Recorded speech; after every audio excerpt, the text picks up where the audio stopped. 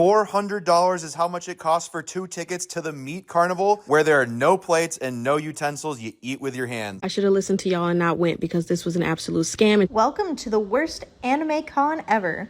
Okay, so today we're going to be going over some festival and convention scams because there are a lot more examples of this happening than I thought. It really does look like everybody is after your wallet. They will advertise and promise everything under the sun if you buy a ticket to this new amazing event, and then when you get there, it's poorly run, barely anything to do, and overall just a waste of time and money. We have a lot to go over today along with comments from you guys from previous videos, so if you want to be featured on a future video, leave in the comments down below, but let's just jump right into it. I should have listened to y'all and not went because this was an absolute scam. It took us an hour to get there and then 45 minutes to park because they didn't know where to put us. Once you walk down these hot steps in the blazing sun, here's the 2 issues I noticed. Look at how packed the area is by the stage. Nowhere to breathe. Then we had to go through this one tiny little gate to get in. We encountered several issues just getting into the event, and I should have listened to that woman that was leaving and said, don't even waste your time. But we finally got down on the racetrack only to realize we still have to walk a million miles in the sun to even get to the event. They had that one little sign which was kind of cute, but we were too hot to even take pictures. Once you get in, they literally had nothing. They had a few areas that were selling food, no funnel cake, no nothing fun, just tacos and vibes.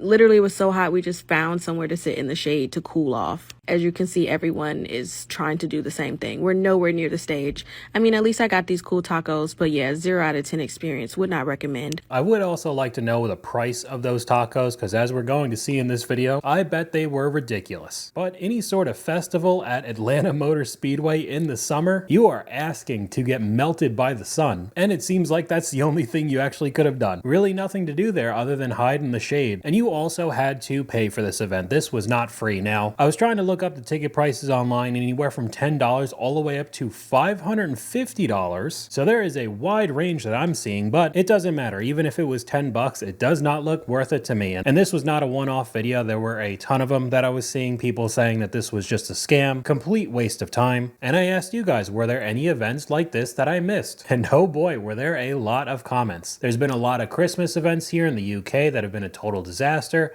Pokemon Go Fest in 2017, the Asian Collective Night Market in Maryland, August of 2022, huge disaster. They oversold the tickets, lines to get foods were hours and hours long, wasn't enough space. Pokeverse in the Philippines, either last year or 2023. A hot dog restaurant in Vegas held a Bluey event that was underwhelmingly bad. The Insidious interactive horror play back in January, February, total disaster to the point where they had the whole tour shut down. Bluey and Christmas themed events, again. Look up Universal FanCon in 2018, Kickstarter funded event in Chicago that had big guests booked and was canceled a week before. We could really just keep going on and on. Welcome to the worst anime con ever.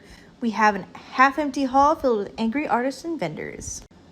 When booking this con, we were told that the projected attendance for this LA Convention Center con would be a projected attendance of 25 to 30,000 people with a confirmed 13,000 tickets confirmed to be sold. The reality was far from that.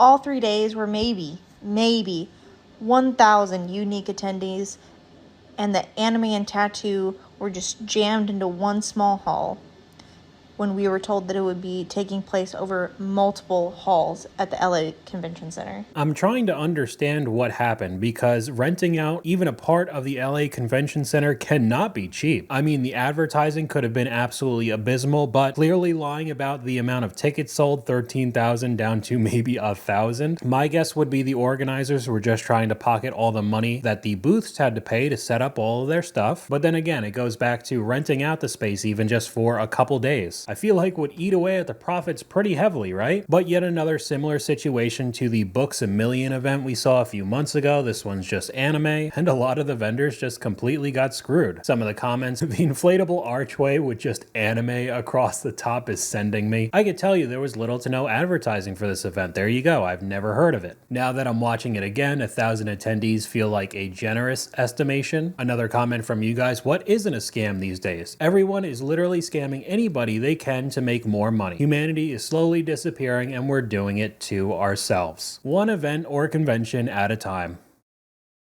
I went to Roots Picnic Day 1, and this is by far the worst experience I've ever had at a music festival or a concert. Doors were supposed to open at 1 o'clock.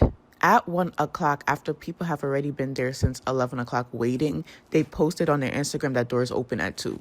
They said they needed some extra time because of the rain last night to clean up the picnic grounds. We got there at 4 o'clock and doors were not open yet. We were in a crowd with thousands of people, no bathroom in sight, nobody was there, no staff was there to tell us any updates or tell us what was going on. Nobody was handing out water or food. We was just stuck in a crowd for hours. It didn't matter if it was general admission plus, VIP. Some people paid $1,600 for this ticket and they had to stand outside. Mind you, it was pouring rain. Multiple times it rained and stopped and rained and stopped. At first, I thought the line was moving, but in reality, a lot of people were just leaving. Hundreds of people was just leaving in packs because they was tired of waiting 3, 4, 5 hours for the doors to open. Now I know the rain definitely throws a wrench into the whole situation, but imagine standing out there for 5 hours after you paid $1,600 for a ticket. Are you kidding me? That's the top comment right there, 1,600 American dollars. No hand washing station, that's against the law. Class action lawsuit immediately. I can understand that the organization can't control the weather, but I also understand that they could plan for weather. That's what I was saying. I recently attended the Water Lantern Festival in Edmonton, and I'll never go back again. The whole thing felt like a scam. When you get there, there's no proper directions of where to park.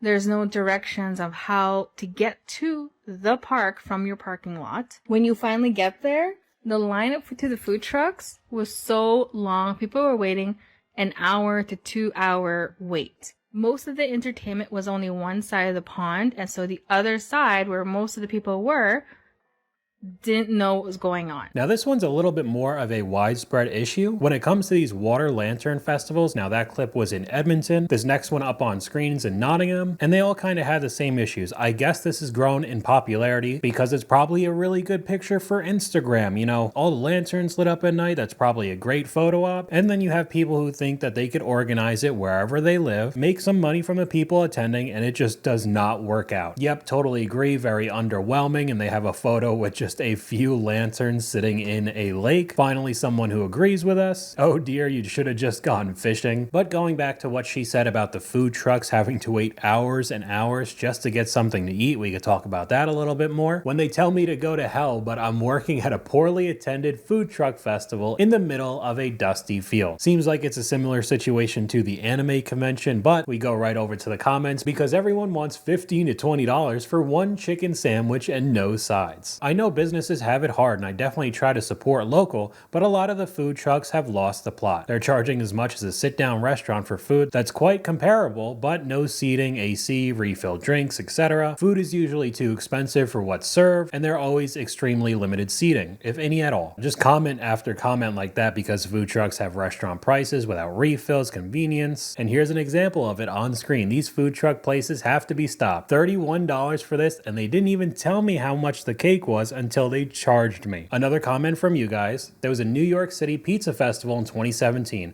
where the tickets were as much as $75 and people were given small cold slices of plain pizza. Now this is a different pizza event up on screen right now that had very similar issues. You can go right over to the comments. I didn't get one slice of pizza. It was insane. An absolute health hazard. Most of my group had one slice after an hour and we gave up. Made our own food crawl instead. Given how much of the promotional material for this event was AI slop, huge red flag, this felt inevitable. Basically Indy's version of the Willy Wonka debacle from a couple of years ago. We went over that in an older video. It was terrible. We contacted Tommy, which I guess was the event organizer, and asked for a refund and explained the many different reasons as to why we should receive it, and all he did was defend himself, didn't even apologize. This was clearly a cash grab. Now we could take a look at one of these food events in San Francisco. They went to Foodie Land in San Francisco, so you don't have to.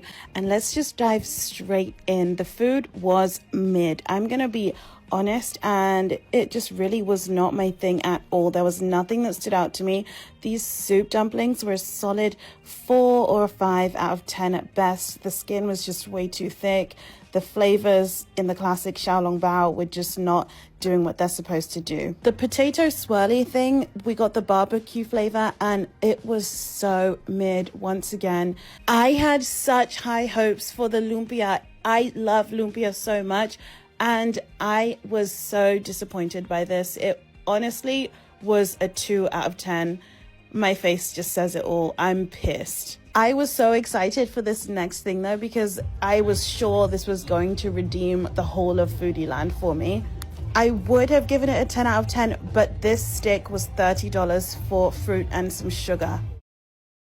$30 for the stick of fruit. I can't even imagine the rest of it then. And to top it off, some of these places with already outrageous prices make you pay just to walk into the event. A similar example from you guys here. We had a grilled cheese fest here a few years ago. It was $25 just to get into the door. Then people waited hours to overpay for what were basically mediocre grilled cheese samples. Then they ran out of food while people with tickets were still waiting to get in. I don't know how people keep getting sucked into these shows. Well, in the next clip, we could see some of the prices these people are paying. Foodie Land is coming back to Houston from Friday to Sunday this weekend, but it's also pretty overpriced. Starting off with this spam musubi, we rated this a 7.5 out of 10. It tasted good, but $10 is crazy. Next, we tried this spicy chicken katsu sando. This was pretty good, but it was $16. Again, like I said, it tasted good. I just can't justify that price tag. It was super hot last year, so we had to get a drink. We ended up getting this mango peach tea that came in this like bear container. Guys, it was $25. $25. My girlfriend rated this a 9 out of 10. She loves sweets, so that's to be expected. I rated this a 4 out of 10. I thought it tasted like type 2 diabetes in a cup. 100,000% not worth it. We also got this basil pesto pasta for $22. Keep in mind, this is just pasta, pesto, some sun-dried tomatoes. No meat, no nothing. $22.